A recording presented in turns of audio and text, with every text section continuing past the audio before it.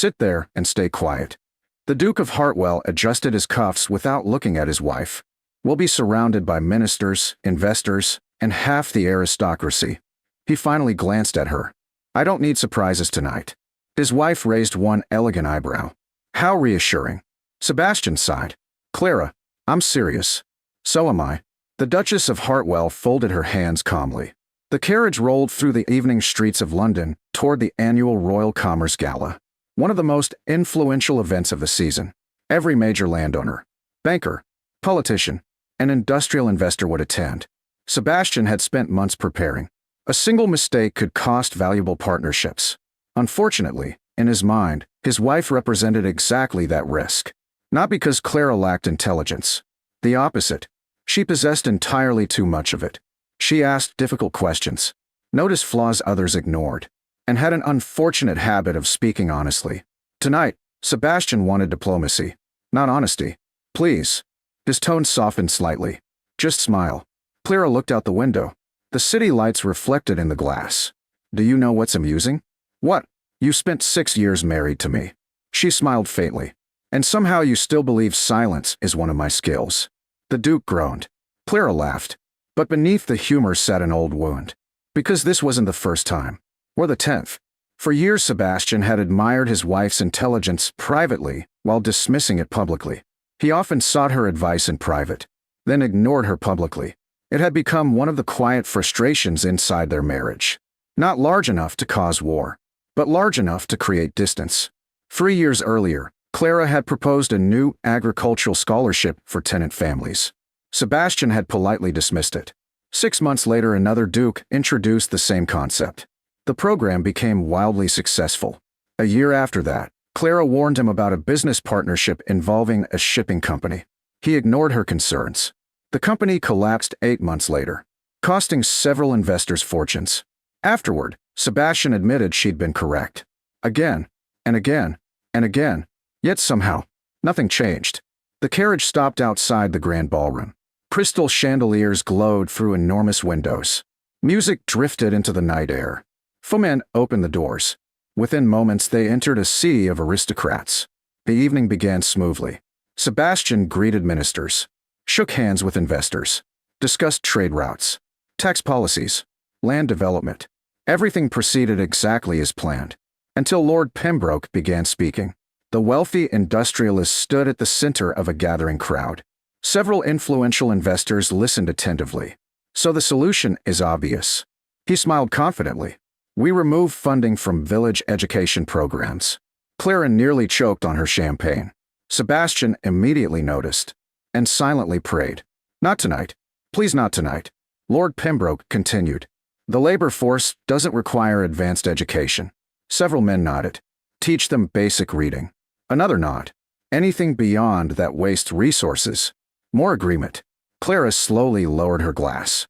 Sebastian recognized that expression, the one that appeared moments before disaster. Clara. His warning arrived quietly. Too quietly.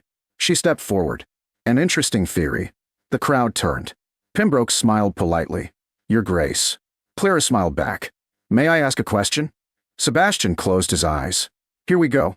Pembroke nodded confidently. Of course. If education is unnecessary. Clara tilted her head. Why are we educating your son at Oxford? Several guests exchanged glances. Pembroke laughed awkwardly. That's different. Why? The smile never left her face. What specific intellectual abilities make education valuable for your family, but worthless for everyone else's? Silence. A dangerous silence. Pembroke shifted slightly. The working class has different responsibilities. Clara nodded thoughtfully. Then surely educated workers would perform those responsibilities better. Several people quietly murmured agreement. Pembroke frowned. That's not the point. What is the point?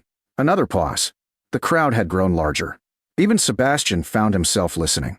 Unfortunately, because Clara's questions were making uncomfortable sense. Pembroke attempted another approach. Education creates unrealistic expectations. Clara blinked. About what? Social advancement. She smiled. Ah, the smile frightened Sebastian. He knew that smile. It meant she had already won. So the concern isn't inefficiency. She took a sip of champagne. The concern is competition. A few investors laughed unexpectedly. Pembroke's face reddened. Clara continued calmly. Because educated people ask questions. Another pause. And powerful people rarely enjoy answering them. Now even more guests were smiling. The conversation had completely escaped Pembroke's control. Finally, the industrialist muttered something about another engagement and retreated. The crowd dispersed slowly. Several investors remained. One elderly banker approached Clara. Remarkably argued. She smiled. "Thank you." Another nobleman nodded. "I'd never considered it from that perspective." Soon several people surrounded her, asking questions, requesting opinions, discussing policy. Within minutes, Clara had become the center of the room. Sebastian stared, partly impressed, partly annoyed, mostly confused, because the disaster he'd feared looked suspiciously like success. An hour later, he found her speaking with the Minister of Trade. The minister laughed at something she'd said, then turned to Sebastian. "Your wife is extraordinary." Sebastian forced a smile. "She can be." The minister raised an eyebrow. "Can be?" Clara nearly laughed. The minister continued. "Frankly, she's offered more practical solutions tonight than half the men I've met." Sebastian nodded politely. But the comment lingered. Because it wasn't entirely new. People had been saying versions of it for years. Perhaps he'd simply stopped hearing them. Later that evening, the gala's keynote speaker arrived unexpectedly ill. Panic spread among the organizers. Several important announcements depended upon the speech. Without it, the evening risked becoming an embarrassment. The event chairman approached Sebastian urgently. "Your Grace." "Yes. We need a replacement speaker." Sebastian immediately shook his head. "I wasn't prepared." The chairman looked desperate. Around them, guests waited. Investors gathered. Government officials whispered nervously. Then the chairman's gaze shifted toward Clara. A dangerous shift. Oh no. Sebastian already knew what was coming. The chairman smiled. Her Grace would be perfect. Clara nearly spit out her wine. "I would. Absolutely." Sebastian opened his mouth, then stopped. Because for the first time all evening, he wasn't entirely certain she wouldn't be. Across the ballroom, hundreds of guests waited. And suddenly the Duke of Hartwell found himself facing a deeply uncomfortable possibility. The wife he'd spent years asking to remain quiet might be the most qualified person in the room to speak. For several seconds, nobody spoke. The chairman waited. The guests waited. Even the musicians seemed uncertain whether to continue playing. Clara stared at the chairman, then at Sebastian, then back at the chairman. "I believe you've mistaken me for someone qualified." The chairman laughed. "My dear Duchess, that is exactly who you are." Several nearby guests nodded, which only made Sebastian more uncomfortable, because he realized something strange. Not one person seemed surprised by the suggestion. Except him. The chairman smiled. 5 minutes. Clara nearly laughed. 5 minutes discussing trade and economics before ministers? Precisely. She looked toward Sebastian. He expected her to refuse. Instead, she raised one eyebrow. "Well, what? You're the Duke." Her smile widened. "Am I permitted to speak?" Several nearby aristocrats chuckled. Sebastian felt his face warm. Because everyone understood the joke, including him. For years, he'd been asking her to remain quiet. Now an entire ballroom was waiting to hear her. The irony was impossible to ignore. Finally he sighed. "Do whatever you like." Clara smiled. "Careful." Another pause. "That's a dangerous amount of freedom." 20 minutes later, Clara stood at the podium. Hundreds of guests filled the ballroom. The enormous crystal chandeliers cast golden light across polished marble floors. The atmosphere felt electric. Even Sebastian couldn't explain why. Clara wasn't famous. She held no political office. Yet people seemed genuinely interested in what she might say. She adjusted her gloves, looked across the crowd, and began. "When I was 16, the ballroom immediately quieted. I attended my first political dinner. A few smiles appeared. My father spent the entire evening explaining trade routes. Soft laughter. He believed I wasn't listening. More laughter. He was wrong. The room relaxed. Then Clara continued. I learned something important that evening." Her voice remained calm. "Every decision made in rooms like this eventually reaches someone who wasn't invited into them." The smiles faded. People listened. Really listened. Trade policy affects farmers. Investment decisions affect workers. Educational funding affects children. She paused. And poor decisions affect everyone. A murmur of agreement spread. Clara continued speaking. Not about abstract theories. About people, families, communities, practical solutions, real consequences. She explained complex issues in ways everyone understood. Even seasoned politicians appeared impressed. Several ministers exchanged thoughtful glances. Investors began taking notes. Sebastian found himself staring. Not because Clara was surprising him. Because she wasn't. That was the uncomfortable part. None of this was new. She had always been this intelligent. Always this insightful. He simply hadn't valued it. The realization stung. When Clara finished, the ballroom erupted into applause. Not polite applause. Genuine applause. People rose from their chairs. Several ministers crossed the room immediately to speak with her. A prominent banker requested a private meeting. 2 investors asked for copies of her recommendations.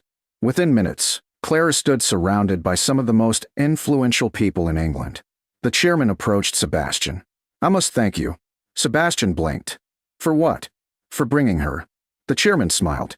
"She's the most interesting speaker we've had in years."